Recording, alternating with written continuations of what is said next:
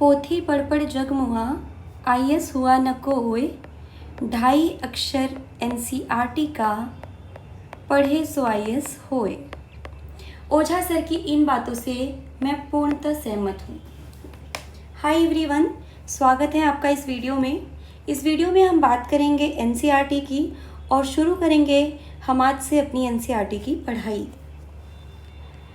चूँकि आप इस वीडियो पर आ चुके हैं तो मैं ये ऑलरेडी अंडरस्टूड करती हूँ कि आपने ये समझ रखा है कि एनसीईआरटी कितनी महत्वपूर्ण है यूपीएससी के लिए।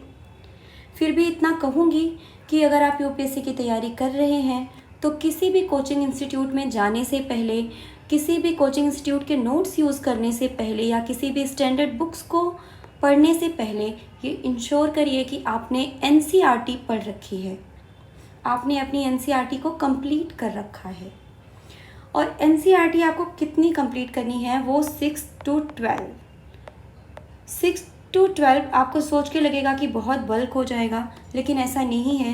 6 to 10 की जो एनसीईआरटी है वो बहुत छोटी छोटी है और बहुत ही इंटरेस्टिंग उसके चैप्टर बनाए गए हैं, तो आपको बिल्कुल भी टेंशन लेने की ज़रूरत नहीं है। अब इम्पोर्टेंट बात यह है कि एनसीईआरटी को पढ़ा कैसे जाए। आजकल जो भी ट्रेंड चल रहा है एनसीईआरटी को पढ़ने पढ़ाने का, उसमें बच्चों को बहुत भ्रमित कर दिया जा रहा है कि एनसीईआरटी पढ़ना तो है, लेकिन ये बोला जा रहा है कि एनसीईआरटी को इस तरीके से पढ़िए, इस तरीके से पढ़िए, इतना रिसर्च करके पढ़िए, पूरी जान लगा दीजिए। ज़रूर जान लगानी है, लेकिन उस तरीके में नहीं। आपको गूगल नहीं करना है, आपको रिसर्च नहीं करनी है, आपको कोई भी बहुत बड़ी बड़ी चीज़ें नहीं करनी है, आपको दिमाग पे अपने लोड नहीं लेना है। वो सारा काम आपका एनसीईआरटी खुद ब खुद स्टेप बाय स्टेप करेगी। एनसीईआरटी को बनाया ही इतने अच्छे तरीके से गया है कि आप बिना दिमाग पर लोड लिए स्टेप बाय स्टेप चीज़ें जो हैं वो सीखते जाएं। तो आपको बिल्कुल भी लोड नहीं लेना है एनसीईआरटी पढ़ने के लिए। बस आपको अपना दिमाग जो है वो बहुत ही एकदम सरल रखना है। आप खुद ही सोचिए कि एक 6th क्लास की एनसीईआरटी पढ़ने के लिए आपको एक 6th क्लास के बच्चे के लेवल का दिमाग होना ही एनफ है बस, और कुछ भी एक्स्ट्रा नहीं करना है। आपको कोई रिसर्च नहीं करनी है, कुछ भी नहीं। बस एनसीईआरटी आपको जिस तरीके से, जिस फ्लो में लेकर के जाती है, उसी फ्लो में आपको इंगेज होते जाना है। बस इतना ही करना है। अगर आपको एनसीईआरटी कुछ बता रही है तो उसे आप पूरी तरीके से ग्रहण करिए। एनसीईआरटी आपसे कुछ क्वेश्चन पूछ रही है तो वहाँ पर अपने दिमाग पर जोर डालिए। एनसीईआरटी आपको रुकने बोल रही है तो रुकिए, सोचने बोल रही है तो सोचिए। जो भी एनसीईआरटी आपसे कह रही है, जिस फ्लो में लेकर जा रही है, बस उस फ्लो में जाते जाइए। एक बच्चे के तरीके से पूरी तरीके से बस इंजॉय करिए कि एनसीईआरटी आपसे क्या बात कर रही है। उस बात को, उस इंटरेक्शन को बस इंजॉय करिए। चीज़ें खुद ब खुद अच्छे से बनती जाएंगी।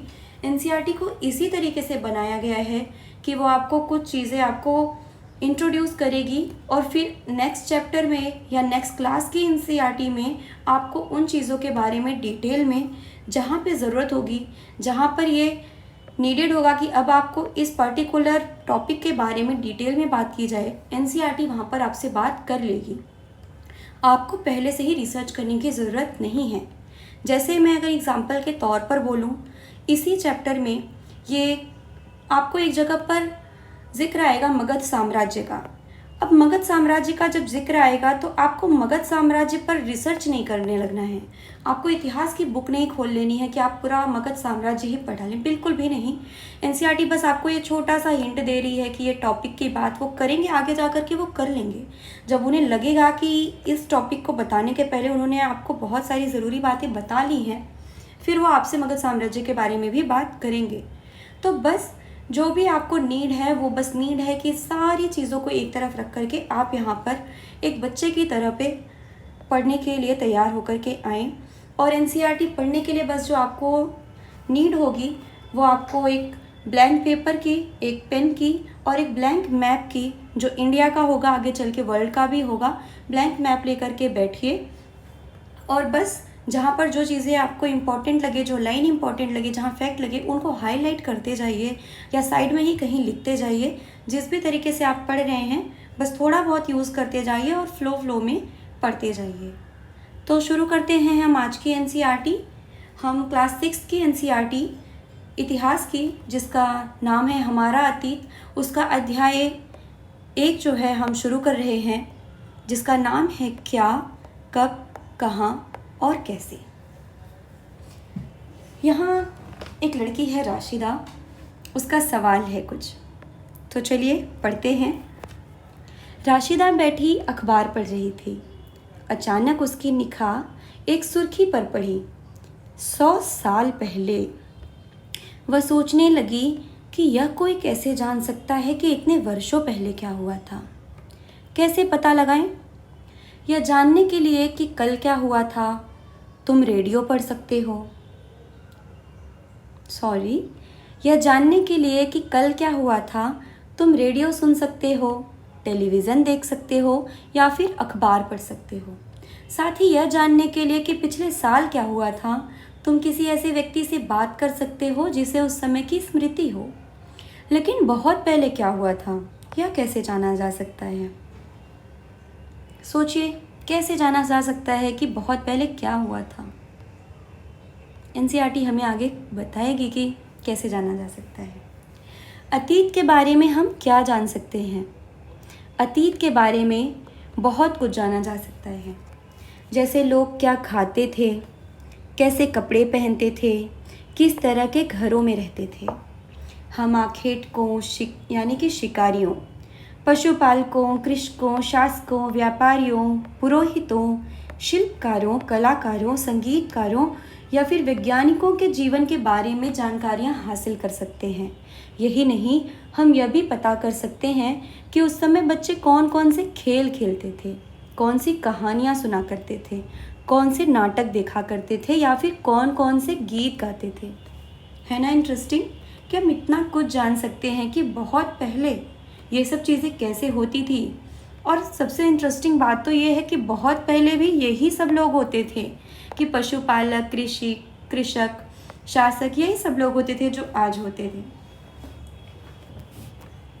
फिर आगे जो बात करती है एनसीईआरटी, वो है कि लोग कहाँ रहते थे। मानचित्र 1 में नर्मदा नदी का पता लगाओ।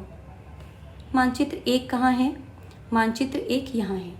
सुविधा के लिए मैंने मानचित्र 1 यहाँ पर भी रखा है। तो इसमें हम नर्मदा नदी का पता लगाएंगे। मानचित्र 1 में नर्मदा नदी का पता लगाएं। नर्मदा नदी कहाँ है? ये यहाँ है। यहाँ से निकलती है और यहाँ पे आ रही है। इस नदी के बारे में क्या बता रही है एनसीईआरटी?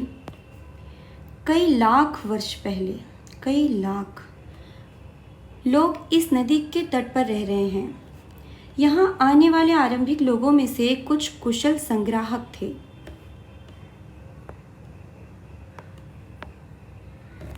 जो आसपास के जंगलों की विशाल संपदा से परिचित थे।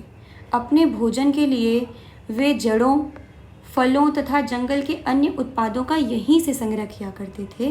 वे जानवरों का आखेट भी करते थे, यानी कि संग्राहक थे। आपको एक वर्ड मिला, संग्राहक। संग्रह करते थे, जो आसपास के जंगलों की विशाल संपदा से परिचित थे। इसका मतलब ये है कि नर्मदा नदी के जो आसपास का क्षेत्र था, वो कहीं ना कहीं जो यहाँ पे आसपास का क्षेत्र है वो जंगल वाला क्षेत्र है, क्योंकि वो जंगलों की विशाल संपदा से परिचित थे। तो इसके आसपास जंगल ही होंगे, इतना तो आपको पता लग जा रहा है। बस इतना ही सोचने की ज़रूरत है। बहुत ज़्यादा सोचने की ज़रूरत नहीं है कि अब यहाँ पे कौन से जंगल है, कौन सी पहाड़ियाँ, नहीं। जब तक एनसीईआरटी बात नहीं कर रही है, नहीं जानना है। जंगल है तो वो पक्का शिकार करेंगे, शिकार की बात होगी, आखेट की बात होगी, जड़ों और फलों पर निर्भर रहेंगे। तो ये जो संग्राहक थे, यहाँ पे संग्राहक की बात की गई है।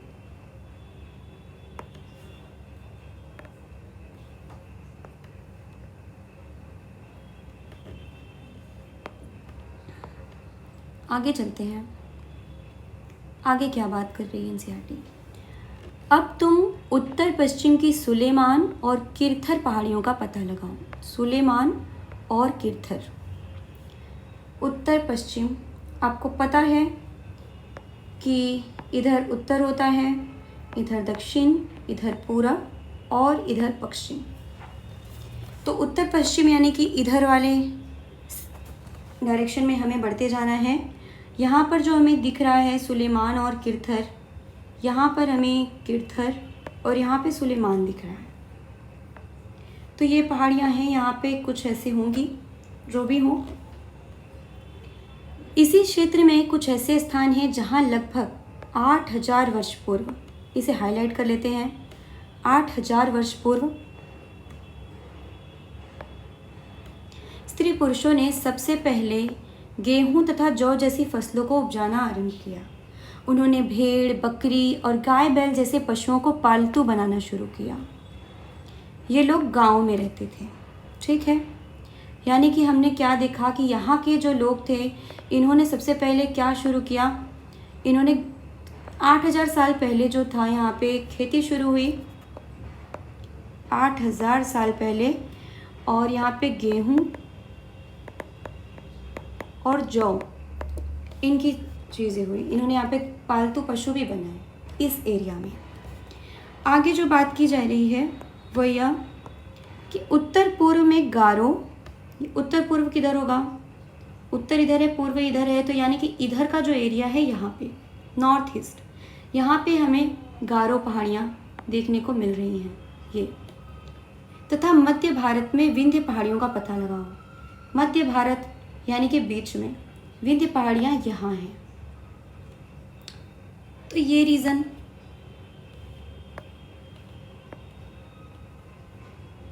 विंध्य पहाड़ियों वाला रीजन यहाँ और गारो की पहाड़ियों वाला रीजन यहाँ।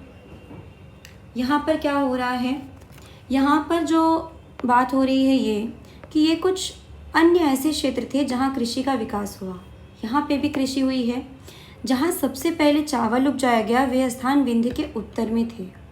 इसे हाईलाइट करना चाहिए कि जहाँ सबसे पहले चावल उपजाया गया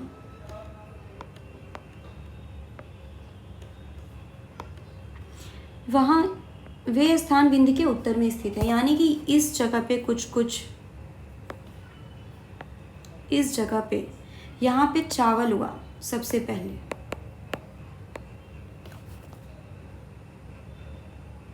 है ना। तो बस यहाँ पे मैप पे थोड़ा सा काम कर लेना है। हमने क्या क्या पढ़ा, हमने नर्मदा नदी देखी और यहाँ पर क्या था, यहाँ के जंगल में लोग संग्राहक लोग में थे, यहाँ पे काम कर रहे थे, आखेट कर रहे थे, शिकारी वाला जीवन जी रहे थे। यहाँ पे हमने विंध्य पहाड़ियाँ देखी, यहाँ पे चावल इसके उत्तर में हुए हैं। हमने गारो पहाड़ियाँ देखी, यहाँ पे भी कृषि हुई है।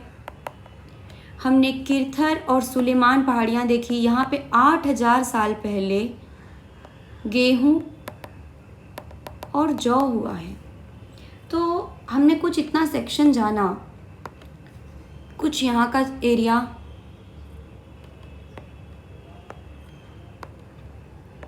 कुछ यहाँ का एरिया, कुछ यहाँ का एरिया, कुछ यहाँ का, कुछ यहाँ का, कि यहाँ पे थोड़ी थोड़ी जो है सिविलाइजेशन आकर के रहना शुरू हुई है। आगे बढ़ते हैं।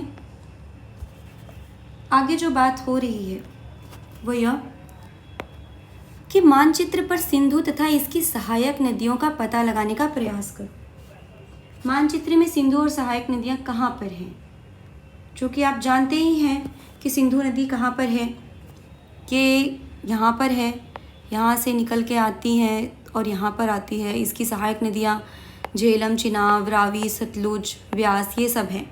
तो ये पूरा सिंधु नदी का तंत्र है और इस एरिया की बात की जा रही है, पूरे इस रीजन की। आइए देखते हैं यहाँ पे इस रीजन में खास क्या है। यहाँ पे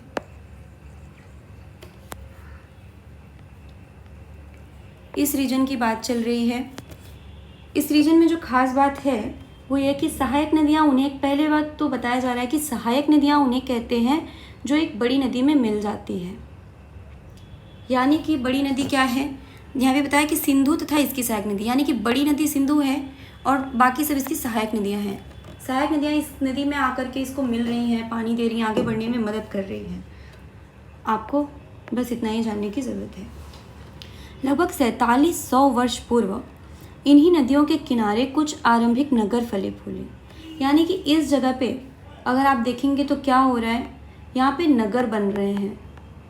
अभी तक गांव की बात हुई थी कि नर्मदा नदी के किनारे लोग गांव में रह रहे थे, शिकारी वाले जीवन जी रहे थे। यहाँ पे नगर की बात हो रही है। कितने साल पहले? 4700 वर्ष पहले की बात हो रही है। अभी तक 8000 साल पहले गांव थे, कृषक समाज था, आखिर था। 4700 वर्ष पहले नगर की बात हुई। और नगर कहाँ हुए? नगर इस रीजन में हुआ है। गंगा व इसकी सहायक नदियों के किनारे तथा समुद्र तटवर्ती इलाकों में नगरों का विकास लगभग 2500 वर्ष पूर्व हुआ। यानी कि पहले यहाँ नगर बने, बाकी गंगा और समुद्र तटवर्ती इलाके, यानी यहाँ समुद्र तटवर्ती इलाके, इन सब में नगर जो है वो बाद में आए हैं। मैं आपको थोड़ा सा क्लियर करती हूँ।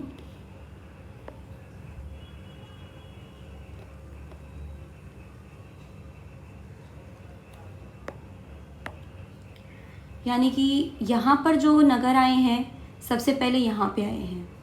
यहाँ गंगा नदी में और यहाँ समुद्र तटवर्ती इलाके में जो नगर हैं वो बाद में आए हैं। और यहाँ लगभग 4700 वर्ष पहले की बात हो रही है, यहाँ 250 वर्ष पहले की, यानी कि बहुत बाद में यहाँ नगर आए हैं। इन चीज़ को हमें हाईलाइट करना ज़रूरी है कि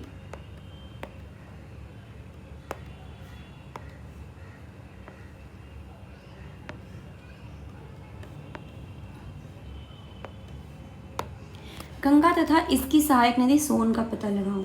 ठीक है, पता लगाते हैं। गंगा और इसकी सहायक जो नदी है,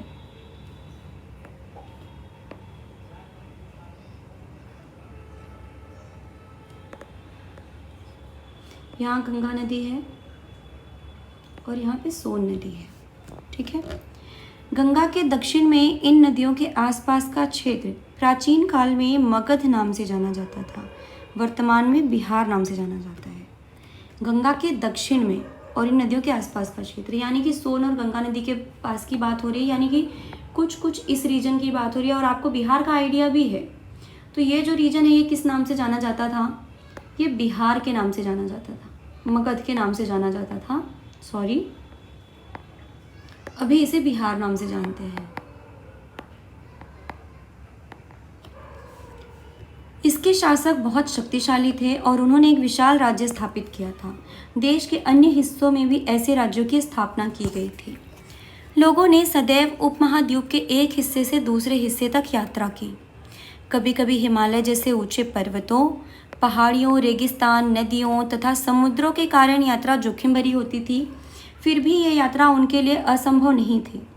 अतः कभी लोग काम की तलाशों में तो कभी प्राकृतिक आपदाओं के कारण एक दूसरे स्थान जाया करते थे। क्यों जाते थे लोग? कभी तो काम की तलाश में जा रहे हैं और कभी प्राकृतिक आपदा के कारण जा रहे हैं। कभी कभी सेनाएं दूसरे क्षेत्रों पर विजय हासिल करने के लिए भी जाती थी। ये एक तीसरा रीज़न है कि क्यों यात्रा कर रहे हैं, काम की तलाश में या फिर प्राकृतिक आपदाओं के कारण या फिर विजय हासिल करने के लिए।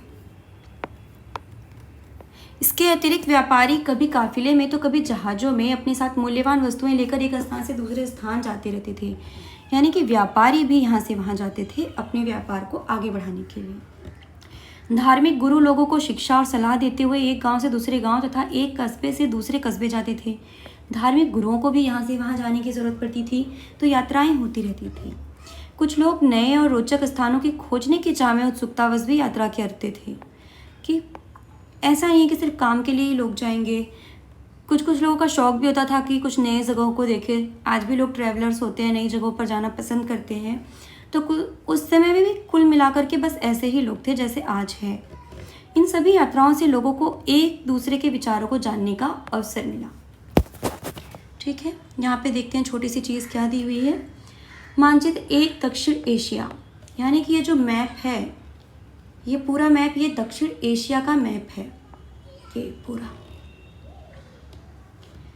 इसमें भारत, पाकिस्तान, बांग्लादेश, नेपाल, भूटान, श्रीलंका और अफगानिस्तान, ईरान, चीन तथा म्यांमार आदि पड़ोसी देशों को दर्शाता है।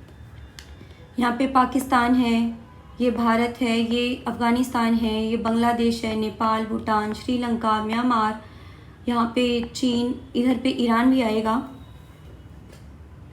दक्षिण एशिया एक महाद्वीप से छोटा है।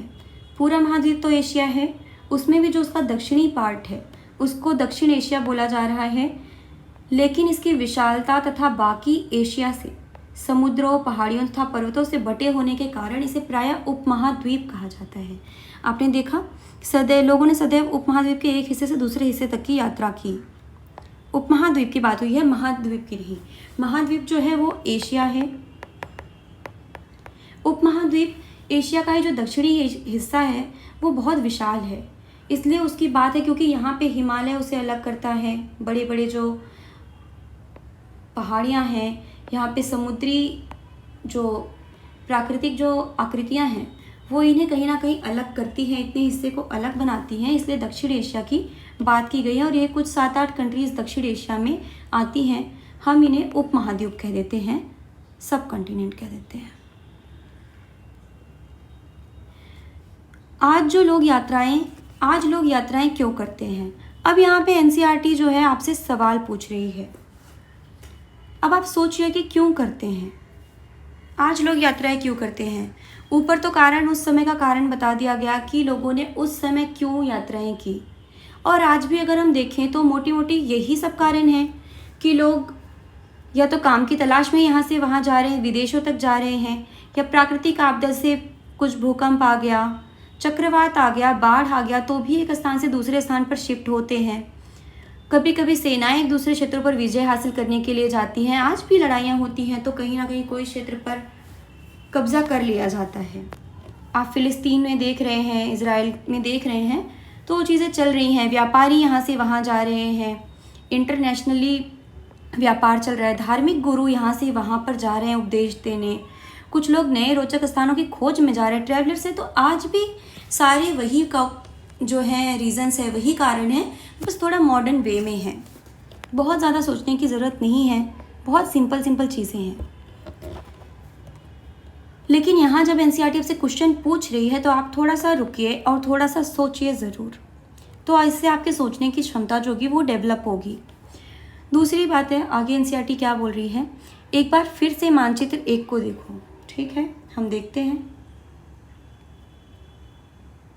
आई होप कि आपको दिख रहा होगा, आप अपनी बुक में ज़रूर देखने की कोशिश करिए। पहाड़ियाँ, पर्वत और समुद्र इस उपमहाद्वीप की प्राकृतिक सीमा का निर्माण करते हैं। हालांकि लोगों के लिए इन सीमाओं को पार करना आसान नहीं था। जिन्होंने ऐसा चाहा वे ऐसा कर सके। वे पर्वतों की ऊंचाई को छू सके, गहरे समुद्रों को पार कर सके। उपमहाद्वीप के बाहर से कुछ लोग यहाँ आए और यहीं बस गए। यानी कि हम अगर इस मैप को देखते हैं तो यहाँ पहाड़ियाँ, विंध्य पहाड़ियाँ हैं, यहाँ गारो पहाड़ियाँ, यहाँ नदियाँ हैं, यहाँ पे थार का मरुस्थल है, यहाँ हिमालय है, यहाँ समुद्र है। फिर भी दूसरे उपमहाद्वीप से भी लोग यहाँ पर आए हैं, यहाँ से लोग गए हैं। आसान नहीं था, लेकिन जब उन्होंने चाहा तो उसके रास्ते निकले हैं। आज भी हम जाने का जब हमने सोचा तो आज हवाई जहाज़ है, अलग अलग तरीके हैं, शिप्स हैं, नाव है, तो हम तरीके निकाल के जा ही रहे हैं। वैसे ही उस समय भी लोगों ने जब चाहा तो उसे प्राप्त कर ही लिया। लोगों के इस आवागमन ने हमारी सांस्कृतिक परंपराओं को समृद्ध किया। कई 100 वर्षों से लोग पत्थर को तराशने, संगीत रचने और यहाँ तक कि भोजन बनाने के नए तरीकों के बारे में एक दूसरे के विचारों को अपनाते रहे हैं। यहाँ पर सोचने की बात यह है कि लोगों के आवागमन से सांस्कृतिक परंपराएं समृद्ध कैसे होती हैं कि जब लोग एक दूसरे से मिलते हैं तो वो शिल्प को, अपनी क्रिएटिविटी को भी साझा करते हैं, संगीत रचते हैं, नृत्य रचते हैं, अलग अलग तरीके अपने मनोरंजन के वो खोजते हैं, भोजन बनाने के नए तरीकों के बारे में बात करते हैं। आज हम देख रहे हैं कि आज हम विदेशों के फूड को अपना रहे हैं, अलग अलग इटालियन फूड जो है, स्पेनिश फूड है, हम अपने भोजन में इंक्लूड कर रहे हैं। तो बस इसी तरीके से जो कल्चरल आदान प्रदान है, संस्कृति का आदान प्रदान है, चलता रहता है और इससे हमारी संस्कृति जो है वो समृद्ध होती जाती है। देश के नाम, अब हमें अपने देश के नाम के बारे में पढ़ना है। अपने देश के लिए हम प्रायः इंडिया तथा भारत जैसे नामों का प्रयोग करते हैं। इंडिया शब्द इंडस से निकला है, जिसे संस्कृत में सिंधु कहते हैं। आपको ध्यान होगा कि आपको पहले सिंधु नदी के बारे में बात की जा चुकी है। आपने सिंधु नदी देखी थी वो कुछ यहाँ पर है, ये एरिया सिंधु नदी का था, या और यहाँ पर है सिंधु नदी।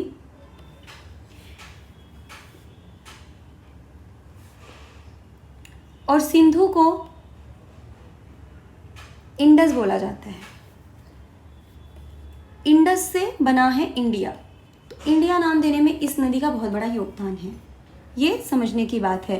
तो आपको ये बहुत याद करने की बात नहीं है, आपको सिर्फ इतना ही जानना था। एनसीईआरटी ने आपको पहले बता ही दिया कि यहाँ पे सिंधु नदी है, यहाँ पे नगर पहले हुआ 4300 वर्ष पहले, और ये नदी इम्पोर्टेंट नदी है। अपने एटलस में ईरान और यूनान का पता लगाओ।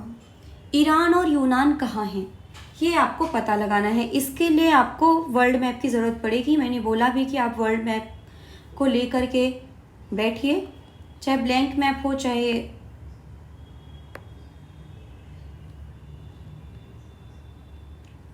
अगर आप देखेंगे तो ईरान का एरिया और यहाँ पे कुछ यूनान का एरिया कुछ यहाँ पर है। इस एरिया को अगर हम बोलेंगे तो ये ईरान और यूनान का एरिया आएगा यहाँ पे, और ये है हमारा यहाँ पे भारत, ठीक है। और यहाँ पर है हमारी इंडस नदी, यहाँ पे नगर है। अपने एटलस में ईरान और यूनान का पता लगाओ। लगभग 2500 वर्ष पूर्व उत्तर पश्चिम की ओर से आने वाले यूरानियों और यूनानियों ने सिंधु नदी को हिदोस अथवा इंडोस और इस नदी के पूर्व में स्थित भूमि प्रदेश को इंडिया कहा। यानी कि इन लोग जो यहाँ से आए, आप ध्यान देंगे तो देखेंगे कि जो यहाँ से भूमि है, भूमि जो है वो यहाँ से यहाँ तक जुड़ी हुई है, तो यहाँ से यहाँ तक यात्रा करना इजी रहा होगा इनके लिए। यहाँ से ये लोग जो है उत्तर पश्चिम में, ये भारत से उत्तर पश्चिम की तरफ ही पड़ रहे हैं, तो इसलिए इन्हें उत्तर पश्चिम की ओर से आने वाले यूरानियों और यूनानियों ने सिंधु नदी को, यानी इस नदी को, जो यहाँ से यहाँ इस नदी को क्या बोला, हिदोस और इंडोस बोला। इस नदी को आपको ये याद रखने की ज़रूरत है, क्या बोला गया, हिदोस या फिर इंदोस। और इसके पूर्व में यानी कि इधर ये पूरा एरिया जो इंडिया है, यहाँ पे रहने वाले भूमि प्रदेश को क्या बोला, इंडिया बोल दिया। इस नदी के नाम से इन्होंने पहचान दी। तो भारत नाम कहाँ से, आपको इंडिया का तो मिल गया, भारत नाम कहाँ से आया। भरत नाम का प्रयोग उत्तर पश्चिम में रहने वाले लोगों के एक समूह के लिए किया जाता था। यानी कि भारत में कुछ यहाँ के जो लोग थे, उत्तर पश्चिम में इस एरिया में लोग रहते थे, उनको भरत कबीला मतलब भरत बोला जाता था, और भरत से ये क्या बन गया, ये भारत बन गया। इस समूह का उल्लेख संस्कृत की आरंभिक लगभग 3500 वर्ष पुरानी कृति ऋग्वेद में भी मिलता है। यानी कि जो भारत नाम है उसका लेना देना कहाँ से है, ऋग्वेद से। और ऋग्वेद कितनी पुरानी है, 3500 वर्ष पुरानी है। लेकिन सिंधु नदी का जो है वो 4700 वर्ष पुरानी है। बाद में इसका प्रयोग देश के लिए होने लगा। तो आपने दोनों नाम का एक ओरिजिन जान लिया कि इंडिया के नाम कैसे पड़ा और भारत नाम कैसे पड़ा। दोनों नाम का कोई एक कारण है। आगे पढ़ते हैं, आगे एनसीईआरटी क्या बोल रही है। आगे एनसीईआरटी कह रही है कि अतीत की जानकारी हम कई तरीके से, अतीत के बारे में कैसे जानें। आपका चैप्टर ही है, आप चैप्टर का अपने अगर नाम देखेंगे, क्या, कब, कहाँ और कैसे। आपने क्या जानना है वो पढ़ा, कब डेट्स पढ़ रहे हैं, कहाँ आप जगह देखते जा रहे हैं, कैसे। अब इन चीज़ों को आप जान तो रहे हैं, लेकिन इन चीज़ों को आपने जाना कैसे, अब इस पे बात होगी। मेन बात यहाँ से शुरू होगी। आगे चलते हैं।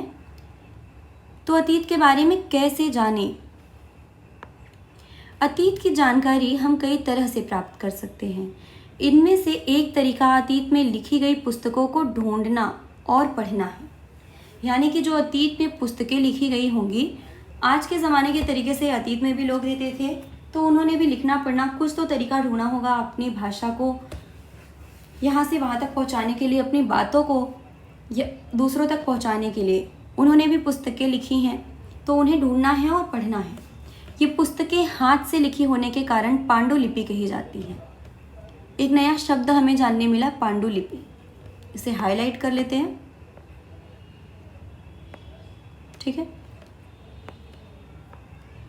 अंग्रेजी में पांडुलिपि के लिए प्रयुक्त होने वाला मैन्युस्क्रिप्ट शब्द लैटिन भाषा मेन्यू, जिसका अर्थ हाथ से निकला हुआ है, अंग्रेजी में इसे मेन्यू स्क्रिप्ट कहते हैं। मेनू, ये शब्द है मेनू। आपने होटल वगैरह में जाकर के मेन्यू देखते हैं, आप किसी भी चीज़ का मेन्यू देखते हैं, जिसका पर मेन्यू का अर्थ हाथ है। मुझे भी आज पता चल रहा है कि मेन्यू का अर्थ हाथ से है। ये पांडुलिपियाँ प्रायः ताड़पत्रों अथवा हिमालय क्षेत्र में उगने वाले भोज नामक पेड़ की छाल से विशेष तरीके से तैयार भोजपत्र पर लिखी मिलती हैं। ये जो लाइन है ये बहुत इम्पॉर्टेंट लाइन हो सकती है, तो इसे हाईलाइट कर लेते हैं। इसमें कुछ कुछ चीज़ों का इस्तेमाल हो रहा है कि ताड़पत्र से बनती हैं, और ये ताड़पत्र किस क्षेत्र में मिलते हैं? हिमालयन क्षेत्र में मिलते हैं। हम आते हैं अपने मैप पर।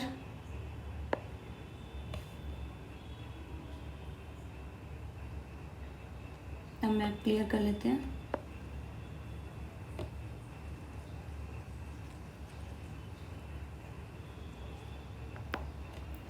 तो ये जो रीजन है यहाँ का हिमालयन रीजन, यहाँ से यहाँ तक, ये यहाँ पर उगने वाले भोज नामक पेड़ की छाल से, एक पेड़ का नाम है भोज, इससे विशेष तरीके से तैयार होती हैं, और इनका नाम क्या है? भोजपत्र, जो कि भोज पेड़ से निकली हैं तो भोजपत्र है। ये आपका इम्पोर्टेंट हो सकता है। भोज पेड़ जो है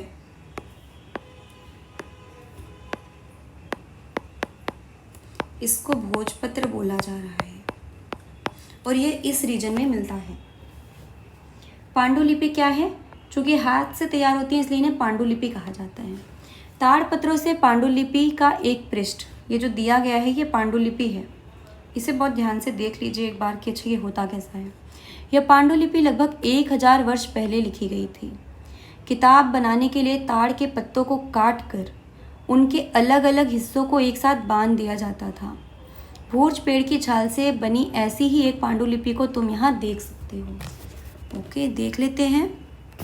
क्या आप इनमें कुछ पढ़ पा रहे हो? मुझे तो कुछ कुछ अक्षर समझ में आ रहे हैं, जैसे त, प, न, म, न, सा।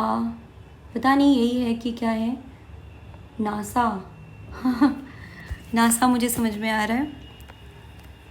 खैर, देखने की बस बात है कि पेड़ के पत्तों पर लिखने के तरीके बनाए गए थे। आज भी आपको पता ही है कि जो कागज़ बनता है वो पेड़ों से ही बनता है। थोड़ा और मॉडर्न तरीके से बनता है और ही आधुनिक तरीके से बन जाता है। पहले भी वही चीज़ें चल रही थी। कुल मिला जुला के चीज़ें वैसी ही हैं। हम आज थोड़ा सा अपग्रेडेड हैं। किसी किसी बात में वो भी अपग्रेडेड थे हमसे। आगे चलते हैं। इतने वर्षों में इनमें से कई पांडुलिपियों को कीड़ों ने खा लिया तथा कुछ नष्ट कर दी गई। फिर भी ऐसी कई पांडुलिपियाँ आज भी उपलब्ध हैं। प्रायः पांडुलिपियाँ मंदिरों और विहारों में प्राप्त होती हैं। कहाँ मिलती हैं? मंदिरों और विहारों में। इन पुस्तकों में धार्मिक मान्यताओं व व्यवहारों, राजाओं के जीवन, औषधियों तथा विज्ञान आदि सभी प्रकार के विषयों की चर्चा मिलती है। इनके विषय क्या क्या हो सकते हैं? ये सब इनके विषय हो सकते हैं, चाहे वो धार्मिक हो, राजाओं के जीवन से हो, औषधियों से हो, वैज्ञानिक, कोई भी विषय जो हो सकते हैं वो इन पांडुलिपियों का विषय बन सकते हैं। और इनको कीड़ों से हार्म हो सकता है और भी कुछ तरीके से उन्हें नष्ट किया जा सकता है। आज भी हमारी किताबों में दीमक लग जाते हैं अगर उनका ध्यान न रखा जाए, सीलन लग जाती है, तो वही सब प्रॉब्लम्स तब भी थी। इनके अतिरिक्त हमारे यहाँ महाकाव्य, कविताएं तथा नाटक भी हैं। पहले हम ये सेक्शन को हाईलाइट कर लेते हैं पांडुलिपि के बारे में।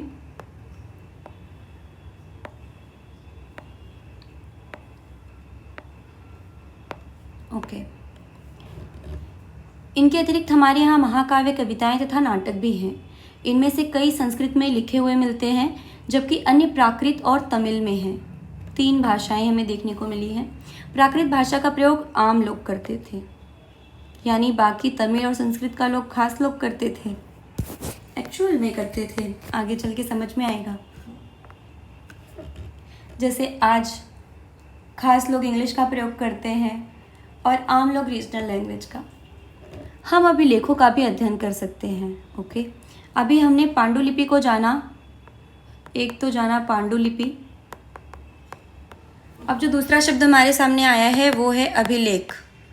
और हम जान क्या रहे हैं? हम जान रहे हैं कि हम इतिहास को कैसे जान रहे हैं, हम कैसे वर्ड को विश्लेषण कर रहे हैं इसका। तो हमने पांडुलिपि जाना, अभिलेख जाना कि हम इतिहास के तरीके क्या क्या हैं जानने के।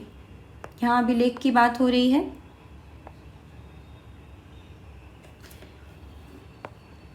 ऐसे लेख पत्थर अथवा धातु जैसी अपेक्षाकृत कठोर सतहों पर उत्कीर्ण किए जाते थे। पत्थर अथवा धातु जैसी अपेक्षाकृत कठोर सतह पर। कभी कभी शासक अथवा अन्य लोग अपने आदेशों को इस तरह उत्कीर्ण करवाते थे ताकि लोग उन्हें देख सकें, पढ़ सकें तथा उनका पालन कर सकें। कुछ अन्य प्रकार के अभिलेख भी मिलते हैं जिनमें राजाओं तथा रानियों सहित अन्य स्त्री पुरुषों ने भी अपने कार्यों के विवरण उत्कीर्ण करवाए हैं। उदाहरण के लिए प्रायः शासक लड़ाइयों में अर्जित विजयों का लेखा जोखा रखा करते थे। अच्छा, ये देखते हैं। लगभग 2250 वर्ष पुराना यह अभिलेख वर्तमान अफगानिस्तान के कंधार से प्राप्त हुआ है। अफगानिस्तान के कंधार से, एक जगह का नाम है कंधार और ये अफगानिस्तान में है। इसे हम ज़रूर देखेंगे गूगल करके।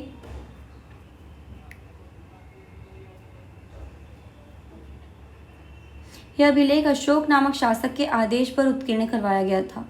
इस शासक के विषय में तुम अध्याय 7 में पढ़ोगी, यानी कि आगे पढ़ा बताया जाएगा और हम डिटेल में पढ़ेंगे, हमें लोड लेने की ज़रूरत नहीं है। जब हम कुछ लिखते हैं तब हम किसी लिपि का प्रयोग करते हैं, ज़रूर है। विदाउट लिपि तो हम नहीं लिख सकते ना। अगर हमें कुछ लिखना है तो हम या तो ABCD के फॉर्म में लिखेंगे या क ख ग या कुछ भी अलग जो भी हमारा फॉर्म होगा उसे ही लिपि कह देते हैं। लिपियाँ अक्षरों अथवा संकेतों से बनी होती हैं। जब हम कुछ बोलते अथवा पढ़ते हैं तब हम एक भाषा का प्रयोग करते हैं। बोलने के लिए भाषा की ज़रूरत होती है और उस भाषा को लिखने के लिए हमें लिपि की ज़रूरत होती है, यानी कि कुछ संकेतों, कुछ अक्षरों, कुछ आकृतियों की ज़रूरत होती है। यह अभिलेख इस क्षेत्र में प्रयुक्त होने वाली यूनानी तथा अरामाइक 2 भिन्न लिपियों और भाषाओं में है। यानी कि यूनानी और अरामाइक भाषाएं कहाँ चलती थी? इस क्षेत्र में। किस क्षेत्र में? अफगानिस्तान और कंधार से।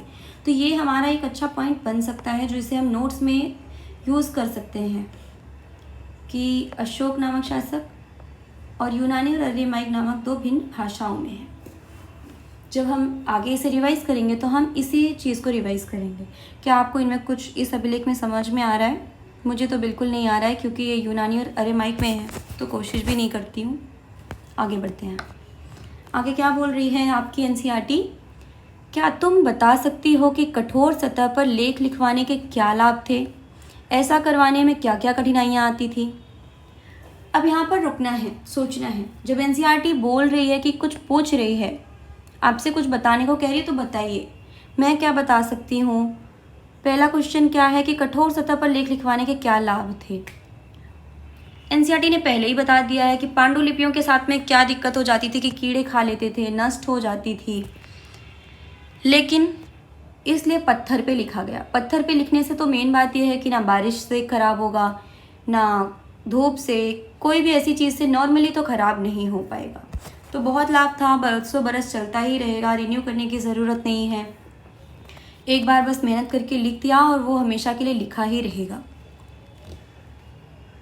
ऐसा करवाने में क्या क्या कठिनाइयाँ आती थी? क्या क्या कठिनाइयाँ आ सकती हैं? पत्थर पर लिखने के लिए मैं जितना सोच पा रही हूँ कि छीनी हथौड़ी का ज़रूरत होगी। छीनी हथौड़ी से करते टाइम कुशल लोगों की ज़रूरत पड़ेगी कि वो एक ही बार में लिख दें, क्योंकि ज़्यादा कुछ अलग तरीके से पत्थर कट गए, टूट गए, फूट गए तो मेहनत बर्बाद होगी। इसलिए उसमें स्पेशलिटी चाहिए कि लोग लिख सकें एक ही बार में। फिर पत्थर को ढूंढना कि पत्थर मजबूत भी हो और किस तरीके से हो, तो अब वो अपने तरीके की कठिनाइयाँ आएंगी, जैसे आ जाती हैं शिल्पकारों को। पत्थर पर लिखना आसान बात तो नहीं है। आगे क्या है? इसके अतिरिक्त अन्य कई वस्तुएं अतीत में बनी और प्रयोग में लाई जाती थीं। यानी कि पांडुलिपि और अभिलेख के अलावा भी कुछ और वस्तुएं हैं जो हमें इतिहास के बारे में, अतीत के बारे में जानकारियां देती हैं। ऐसी वस्तुओं का अध्ययन करने वाला व्यक्ति पुरातत्वविद कहलाता है। एक नया शब्द हमें क्या मिला? पुरातत्वविद। विद यानी कि विद्वान।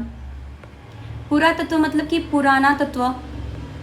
पुराना तत्व का मतलब क्या है? वही वस्तुएं जो तब प्रयोग में लाई जाती थी, वही तत्व हैं, वही पत्थर हैं और ईंट से बनी इमारतों के जो भी अवशेष हैं उन्हें ही पुराने तत्व बोल दिया गया और उनका विश्लेषण करने वाले या उनके बारे में अध्ययन करने वाले को पुरातत्व का विद्वान यानी कि पुरातत्वविद बोला जाएगा। पुरातत्वविद पत्थर और ईंट से बनी इमारतों के अवशेषों, चित्रों तथा मूर्तियों का अध्ययन करते हैं। वे औजारों, हथियारों, बर्तनों, आभूषणों तथा सिक्कों की प्राप्ति के लिए छानबीन तथा खुदाई भी करते हैं। इनमें से कुछ वस्तुएं पत्थर, पक्की मिट्टी तथा कुछ धातु की बनी हो सकती हैं। ऐसे तत्व कठोर तथा जल्दी नष्ट न होने वाले होते हैं। यानी कि हमें इतिहास में जानकारी के लिए जो चीज़ें और मिल सकती है वो क्या क्या मिल सकती हैं। पांडुलिपि, अभिलेख के अलावा हमें औजार, हथियार, बर्तन, आभूषण, सिक्के और या फिर पत्थर या ईंट से बनी इमारतों के अवशेष, चित्र, मूर्तियाँ, ये सब हमें इतिहास को जानने के लिए ज़रूरी हो सकती हैं। और ये किसी भी तरीके से चीज़ों से बनी हो सकती हैं, चाहे पक्की मिट्टी की हो, चाहे कच्ची मिट्टी की हो, चाहे धातु की हो। ये जो चित्र दिया गया है ये किसका चित्र है? बाएं, यानी कि इस चित्र की बात हो रही है। एक प्राचीन नगर से प्राप्त पात्र। इस तरह के पात्रों का प्रयोग 4700 वर्ष पूर्व होता था। 4700 वर्ष का जो प्राचीन नगर है वो कहाँ का था? यहाँ का, सिंधु नदी का। यानी कि यहाँ पे कुछ इस तरीके के बर्तन जो है वो यूज़ किए जाते थे। दाएं एक पुराना चांदी का सिक्का। ये जो है ये चांदी का सिक्का है। ये इसका फ्रंट है, ये इसका बैक साइड है। इस तरह के सिक्कों का प्रयोग लगभग 2500 वर्ष पूर्व होता था। हमारे द्वारा आज प्रयोग में आने वाले सिक्कों से यह सिक्का कैसे भिन्न है? अब आप आज के सिक्के जान सकते हो कि कैसे हैं। और ये भिन्न का मतलब बस आकार में भिन्न है। थोड़ा सा ये जो है उतने पॉलिश्ड नहीं लग रहे हैं जितने आज के लग रहे हैं। हो सकता है ये पॉलिश्ड रहे हों, इतने पुराने हैं तो क्या पता ये खराब हो गए होंगे, इसलिए भी ऐसे हैं। बाकी ले देखे तो हमारे जैसे ही हैं। पुरातत्वविद जानवरों, चिड़ियों तथा मछलियों की हड्डियां ढूंढते हैं। अच्छा, यानी कि इतिहास की जो सामग्री है वो सिर्फ और सिर्फ यहाँ तक, इन सब चीज़ों तक ही सीमित नहीं है। यहाँ तक इनकी जो जानवरों, चिड़ियों, जो मछलियों की हड्डियाँ, जो अवशेष हैं, उनसे भी पुरातत्वविद जो है उनका अध्ययन करके भी अतीत के बारे में जानकारियाँ लेते हैं। और क्या क्या जानकारियाँ ले सकते हैं इन चीज़ों के से वो, कि अतीत में लोग क्या खाते थे। वनस्पतियों के अवशेष बहुत मुश्किल से बच पाते हैं। यदि अन्न के दाने अथवा लकड़ी के टुकड़े जल जाते हैं तो वे जले हुए रूप में बचे रहते हैं। अब ये भी बताया जा रहा है, एनसीईआरटी वो क्या बता रही है कि अतीत में लोग क्या खाते थे, इसकी जानकारी कैसे होगी। शुरू में ही आपको बताया गया था कि हम ये सब जान सकते हैं कि लोग क्या खाते थे, लोग किस तरीके के घरों में रहते थे, बच्चे कौन सा खेल खेलते थे। तो उन सबको हम जानेंगे कैसे? हम जानेंगे ऐसे, इन सब के अवशेषों से, वनस्पतियों के अवशेष से। हालांकि इनका बचना बहुत मुश्किल होता है, लेकिन ये जलने के बाद भी उसी रूप में बचे रहते हैं। अवशेष जो हैं वो बचे रह जाते हैं, बहुत दिन तक रहते हैं। उनसे हमें पता चलता है कि लोग क्या क्या खाते थे, लोग क्या यूज़ करते थे। ये सब तो हमें इससे पता चल गया। किस तरीके के खिलौने, इन सब चीज़ें तो हमें मिल जाती है, लेकिन खाने और रहन सहन कैसा, ये सबसे भी हमें वनस्पतियों, मछलियों या फिर जानवरों के जो अवशेष मिलते हैं उससे हमें पता चलता है कि लोग खाते क्या थे। क्या पुरातत्वविदों को बहुधा कपड़ों के अवशेष मिलते होंगे? आपको लगता है कि कपड़े मिल सकेंगे, कपड़ों के अवशेष? बहुधा नहीं मिलते होंगे, क्योंकि जो वनस्पतियों के अवशेष हैं वो मुश्किल से बचते हैं, इतनी आसानी से तो नहीं बचते, डिग्रेड हो जाते हैं। लेकिन फिर भी कुछ कुछ मिल ही सकते हैं जो रिसेंट के होंगे। बहुत ज़्यादा पुराने तो मुश्किल होता होगा। पांडुलिपियों, अभिलेखों तथा पुरातत्व से ज्ञात जानकारियों के लिए इतिहासकार प्रायः स्रोत शब्द का यूज़ करते हैं। यानी कि अभी तो हमने जो भी चीज़ें, हमें अतीत को जानने के लिए जो भी चीज़ें मिल रही हैं वो कितने टाइप की हैं? पांडुलिपि हैं, अभिलेख हैं, या फिर वो पुरातत्व हैं। पुरातत्व में ये सारी चीज़ें आती हैं, चाहे औजार, हथियार या इमारतों के अवशेष या जानवरों के अवशेष। और पर इन सब को मिला के जो एक शब्द, कॉमन शब्द यूज़ हो रहा है वो क्या है? वो है स्रोत। यानी कि अब जब भी कहीं स्रोत वर्ड का यूज़ होगा तो हमें ये जानना है कि ये इतिहास के स्रोत की बात हो रही है, कि इससे हमें इतिहास को जानने में सहायता मिलेगी। इतिहासकार उन्हें कहते हैं जो अतीत का अध्ययन करते हैं। पुरातत्वविद किन्हें कहते हैं? पुरातत्वविद उन्हें कहते हैं जो पुरातत्व का अध्ययन करते हैं।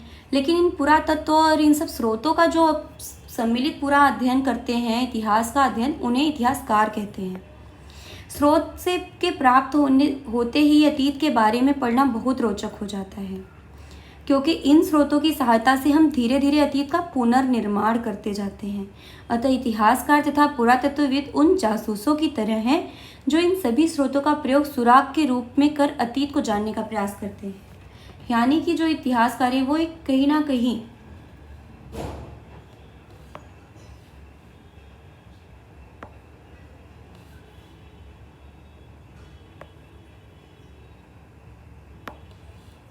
मैं एक ब्लैंक पेज लेती हूँ और हमें यहाँ पे कुछ कुछ शब्द मिल रहे हैं तो उनको नोट कर लेना ज़रूरी है। जैसे कि नंबर 1 हमें मिला पांडुलिपि, नंबर 2 अभिलेख, पुरातत्व, फिर पुरातत्व विद, फिर स्रोत, फिर इतिहासकार। ये सारे शब्द आगे यूज़ होंगे और इन शब्दों को हमें पता होना चाहिए कि इनका मीनिंग क्या है। इन सब चीज़ों का यूज़ करते हैं इतिहासकार, जासूसों की तरह हैं, ये पता लगा लेते हैं कि पहले क्या हुआ था। अब जो इससे के आगे की बात आएगी, आपने ये जान लिया कि क्या, कब, कहाँ और कैसे, सब जान लिया। अब इसके आगे जो बात करेगी एनसीईआरटी वो ये है कि अतीत एक या अनेक, अतीत एक ही होता है या बहुत सारा होता है। क्या तुमने इस पुस्तक के शीर्षक हमारे अतीत पर ध्यान दिया है? पुस्तक का ही शीर्षक है, अध्याय का नहीं। यहाँ अतीत शब्द का प्रयोग बहुवचन के रूप में किया गया है। ओके, यानी कि हमारा अतीत नहीं बोला गया है, हमारे अतीत बोला गया है, यानी कि बहुत ही सम्मिलित रूप में बहुवचन का प्रयोग किया गया है। ऐसा इस तथ्य की ओर ध्यान दिलाने के लिए किया गया है कि अलग अलग समूहों के लोगों के लिए इस अतीत के अलग अलग मायने थे, यानी कि डाइवर्सिटी थी। समूह एक ही टाइप के समूह नहीं थे। आपने देखा भी कि कहीं नगर के लोग हैं, कहीं गांव के लोग हैं, कहीं कृषक हैं तो कहीं पशुपालक हैं, कहीं शिल्पकार हैं तो कहीं वैज्ञानिक हैं, कहीं राजा हैं, कहीं किसान हैं। तो सब तरीके के समूह अलग अलग थे, तो सबका इतिहास भी अलग अलग होगा। उदाहरण के लिए पशुपालकों अथवा कृषकों का जीवन राजाओं तथा रानियों के जीवन से, पशुपालकों और कृषकों का जीवन राजाओं और रानियों के जीवन से तथा व्यापारियों का जीवन शिल्पकारों के जीवन से बहुत भिन्न था। जैसा कि हम आज भी देखते हैं, उस समय भी देश के अलग अलग हिस्सों में लोग अलग अलग व्यवहारों रीति रिवाजों का पालन करते थे। उदाहरण के लिए आज अंडमान द्वीप के अधिकांश लोग अपना भोजन मछलियां पकड़कर, शिकार करके तथा फल फूल के संग्रह द्वारा प्राप्त करते हैं। इसके विपरीत शहरों में रहने वाले लोग खाद्य आपूर्ति के लिए अन्य व्यक्तियों पर निर्भर करते हैं। इस तरह के भेद अतीत में भी विद्यमान थे, यानी कि जैसा आज चल रहा है वैसे ही पहले भी था। राजा रानी का जीवन कुछ अलग था, जो किसान हैं, जो पशुपालक हैं, उनका अलग था। व्यापारियों का जीवन अलग था, शिल्पकारों का जीवन अलग था। कोई अभाव में जी रहा था तो कोई प्रभाव में जी रहा था। जैसे भी आज अंडमान के जो स्पीसीज़ हैं, जो ट्राइब्स हैं, वो कैसे रहती है, वो भी आज भी अपना भोजन जो मछलियों पर जी रहे हैं, वो शिकार करके जी रहे हैं, वो पुराने अतीत के तरीके से ही जी रहे हैं। लेकिन शहर में जो लोग हैं वो कहीं ना कहीं वो बहुत आगे जी रहे हैं, वो दूसरे व्यक्तियों पर निर्भर हैं अपने खाने को लेकर के। इसके अतिरिक्त एक अन्य तरह का भेद है। उस समय शासक अपनी विजयों का लेखा जोखा रखते थे। यही कारण है कि हम उन शासकों तथा उनके द्वारा लड़ी जाने वाली लड़ाइयों के बारे में काफ़ी कुछ जानते हैं, जबकि शिकारी, मछुआरे, संग्राहक, कृषक अथवा पशुपालक जैसे आम आदमी प्रायः अपने कार्यों का लेखा जोखा नहीं रखते थे। पुरातत्व की सहायता से हमें उनके जीवन के जानने में मदद मिलती है। हालांकि अभी भी इनके बारे में बहुत कुछ जानना शेष है। यानी कि राजा रानी का जो जीवन है, उनके बारे में, जो पावरफुल लोग हैं उनके बारे में जानना तो ईजी है, क्योंकि उन्होंने अपनी कुछ कुछ चीज़ें लिखी हैं, कुछ अभिलेख बनवाए हैं। आप खुद ही सोचिए कि जिन लोगों को खाने पीने इन सब की झंझट से जो मुक्त होंगे वो कुछ एक्स्ट्रा काम कर पाएंगे, वो क्रिएटिविटी का काम कर पाएंगे। लेकिन जो लोग अभी बेसिक चीज़ों में ही उलझे हुए हैं वो इनको नहीं कर पाते हैं। वो सेम आज भी है और वो सेम पहले भी था। इसलिए हम शासकों के बारे में, पावरफुल लोगों के बारे में तो बहुत ईजिली पता कर लेते हैं, हम राजाओं के बारे में तो बहुत ईजिली जान लेते हैं, लेकिन नॉर्मल लोगों के बारे में नहीं जान पाते। नॉर्मल लोगों के बारे में जानने के लिए एक एक्स्ट्रा एफर्ट लेना पड़ता है, पुरातत्व की सहायता लेनी पड़ती है। पुरातत्व का अध्ययन करके पुरातत्वविद अनुमान लगाते हैं कि लोग ये कर रहे होंगे, लेकिन तो भी बहुत कुछ जानना बाकी ही है। आगे एनसीईआरटी जो आपको बताएगी कि तिथियों का मतलब, ये इम्पोर्टेंट है कि तिथियों का मतलब क्या है। अगर कोई तुमसे तिथि के विषय में पूछे तो तुम शायद उस दिन की तारीख, माह, वर्ष जैसे कि 2000 या इसी तरह का कोई और वर्ष बताओगी। वर्ष की यह गणना ईसाई धर्म प्रवर्तक ईसा मसीह के जन्म की तिथि से की जाती है। आपको ये पता होना चाहिए कि ये जो वर्ष की गणना हो रही है, हम 21वीं सदी में जी रहे हैं, लेकिन इस सदी की शुरुआत कहाँ से हुई है? ईसा मसीह के जन्म से। ईसा मसीह के जन्म के पूर्व की सभी तिथियां ईसा पूर्व के रूप में जानी जाती हैं। इस पुस्तक में हम 2000 को अपना आरंभिक बिंदु मानते हुए वर्तमान से पूर्व की तिथियों का उल्लेख करेंगे। यानी कि ये है मिडिल बिंदु, यहाँ ईसा मसीह का जन्म हुआ है।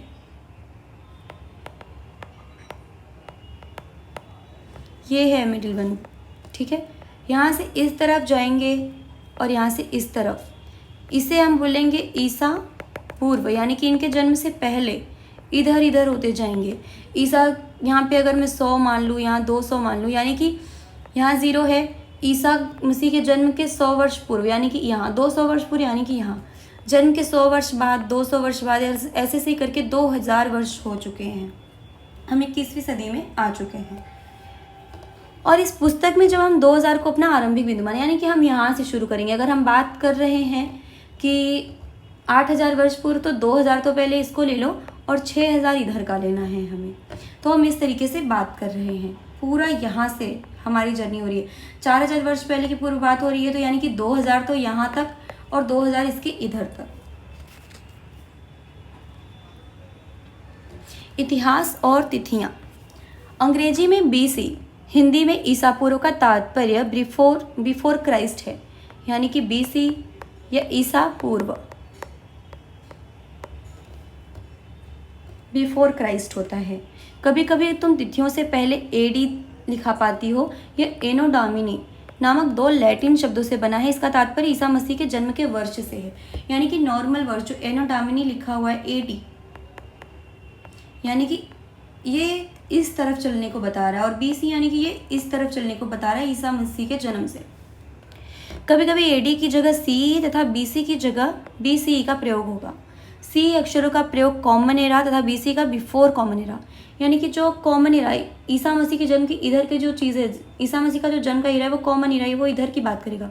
बिफोर कॉमन एरा यानी कि ये पीछे जाने की बात करेगा।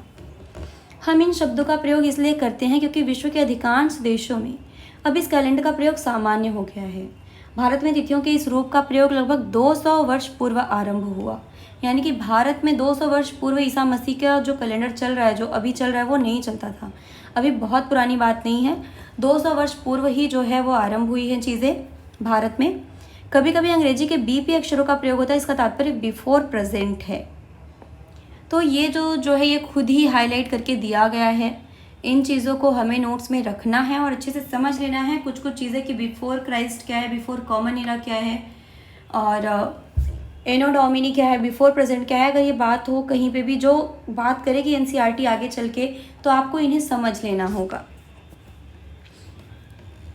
कल्पना करो तुम्हें एक पुरातत्वविद का साक्षात्कार लेना है। तुम उन 5 प्रश्नों की सूची तैयार करो जिन्हें तुम पुरातत्वविद से पूछना चाहोगी। अब इनमें आपको थोड़ी सी कल्पना कर लेनी है कि आपको क्या पूछना चाहेंगे आप।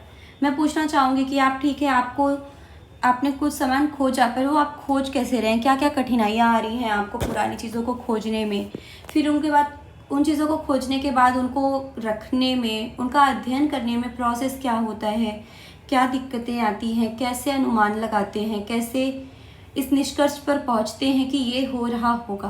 कुछ इस तरीके के ही क्वेश्चन हम पूछेंगे पुरातत्वविद से कि वो क्या क्या करते हैं, कैसे करते हैं, उनके करने का प्रोसेस क्या है।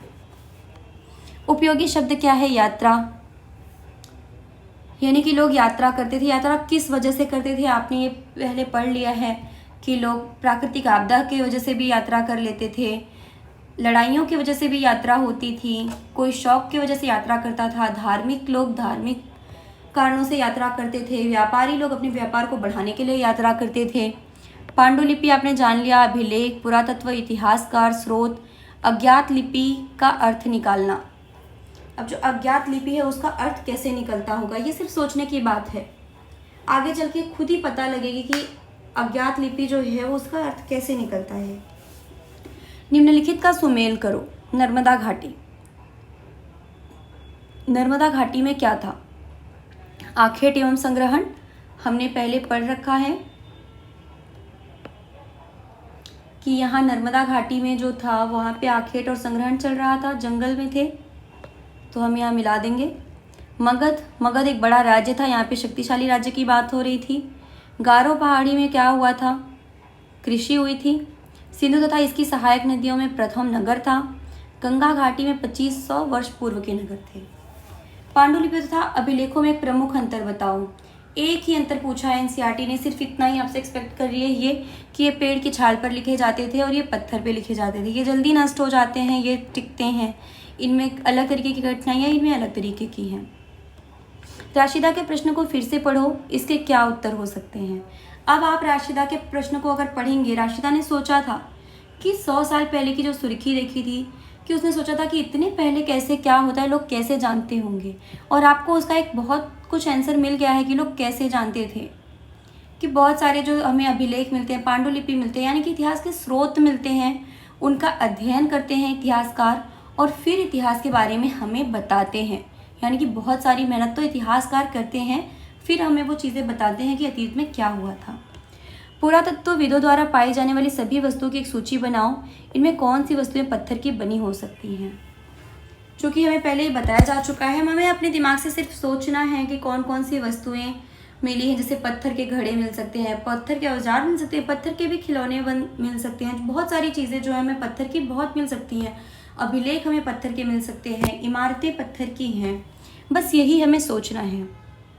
साधारण स्त्री तथा पुरुष अपने कार्यों का विवरण क्यों नहीं रखते थे? इसके बारे में तुम क्या सोचती हो? सोच लेना है थोड़ा सा, क्यों नहीं लिखते हैं? नॉर्मल इंसान, आज का कोई नॉर्मल इंसान बुक लिखता है नहीं, क्योंकि वो अपनी रोज़ी रोटी से, अपनी रोज़मर्रा की ज़िंदगी से ऊपर नहीं उठ पा रहा है, इसलिए नहीं लिख पा रहा होगा। और बहुत तरीके की चीज़ें कि लोगों को इंटरेस्ट ही नहीं है उस चीज़ों को लिखने में। कम से कम 2 ऐसी बातों का उल्लेख करो जिनसे तुम्हारे अनुसार राजाओं और किसानों के जीवन में भिन्नता का पता चलता है।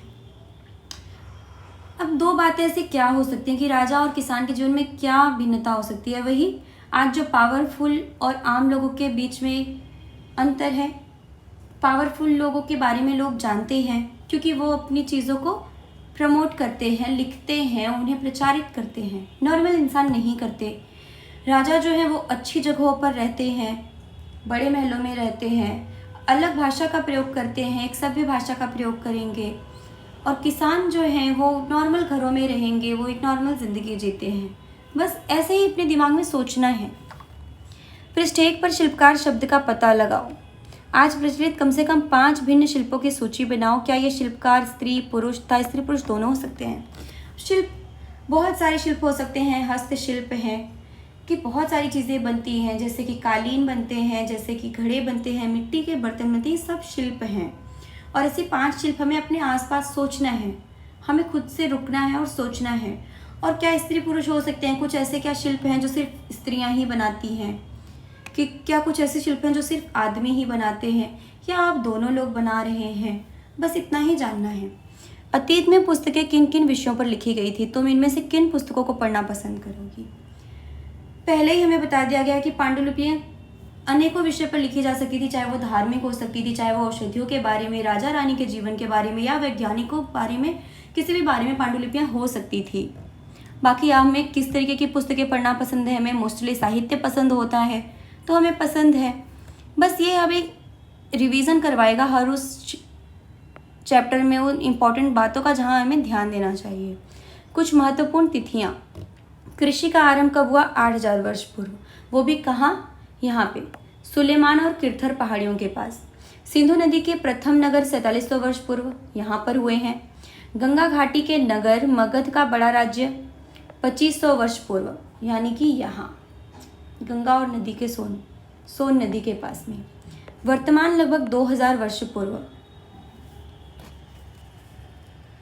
यानी कि वर्तमान जो है वो जीसस क्राइस्ट का जन्म अगर यहाँ पे हुआ है, ईसा मसीह का, यानी कि वर्तमान यहाँ पे 2000 वर्ष है, यानी कि ये वर्तमान लगभग 2000 वर्ष पूर्व, यानी कि जब हम यहाँ की बात कर रहे हैं, वर्तमान की बात कर रहे हैं, तो हम यहाँ को लेकर के बात कर रहे हैं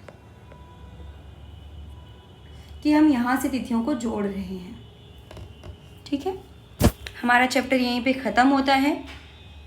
अगर हम फटाफट एक रिवीजन करना देखें तो हम देख सकते हैं कि राशिदा ने सवाल पूछा था, सोचने लगी थी कि कैसे जान सकते हैं, कैसे पता लग सकता है।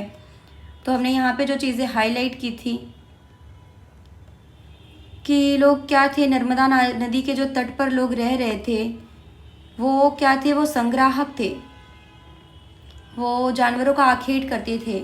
सुलेमान और किरथर पहाड़ियाँ यहाँ पे क्या थे, यहाँ पे 8000 वर्ष कृषि शुरू हुई थी, पशुपालन होता था, लोग गाँव में रहते थे। गारो और मध्य भारत में क्या होती थी, कृषि का विकास हुआ। और चावल सबसे पहले कहाँ आए हैं, ये विंध्य के उत्तर में आए हैं। सिंधु तथा इसकी सहायक नदी 4700 वर्ष पूर्व क्या था, यहाँ पे नगर थे। और गंगा व इसकी सहायक नदी में 2500 वर्ष पूर्व नगर हुआ। कौन सा नगर हुआ, मगध हुआ। एक विशाल राज्य की बात की गई। उपमहाद्वीप के बारे में बात की गई कि लोग और यात्रा क्यों करते थे लोग, यात्रा के कारण की बात हुई। उपमहाद्वीप किसे कहा जाता है, कैसे एक महाद्वीप के एक अलग भाग को जिसे प्राकृतिक आकृतियों द्वारा अलग किया जाता है और उसे उपमहाद्वीप कहते हैं। यात्रा क्यों करते हैं लोग,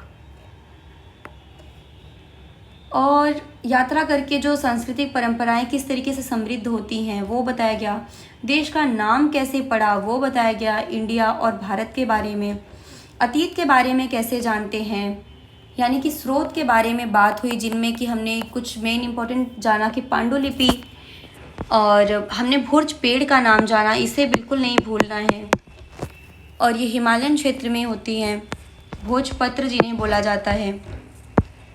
फिर हमने अभिलेखों को जाना। अभिलेख जो हमें एक अभिलेख के बारे में पता चला, अफगानिस्तान में कंधार में मिला। अरेमाइक और यूनानी लिपियों और भाषाओं के बारे में जाना। पुरातत्वविद किन्हें कहते हैं ये जाना।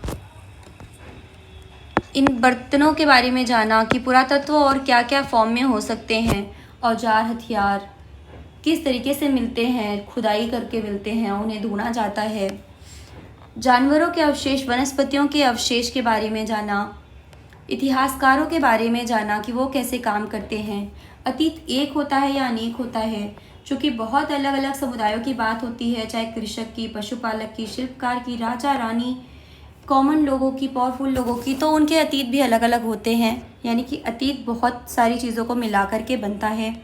तिथियों को गणना कैसे की जाती है, ईसा मसीह का उनसे संबंध है, उसके बारे में जाना। और इसे अगर समझ में नहीं आता है तो बार बार पढ़ने की ज़रूरत है। बहुत इजी दिया हुआ है, चीज़ें समझ में आएंगी और इन चीज़ों को वापस से रिपीट कर लेना है। अगले चैप्टर बढ़ने के पहले हम 5 मिनट पिछला चैप्टर ज़रूर देखना है हमें। इसी के साथ हम आज का जो चैप्टर है वो कंप्लीट करते हैं। बहुत बहुत धन्यवाद आपका वीडियो में बने रहने के लिए और समझने के लिए। आपसे हाथ जोड़ करके निवेदन है कि वीडियो को लाइक करें, शेयर करें और चैनल को सब्सक्राइब करें। आपका हृदय से बहुत बहुत धन्यवाद।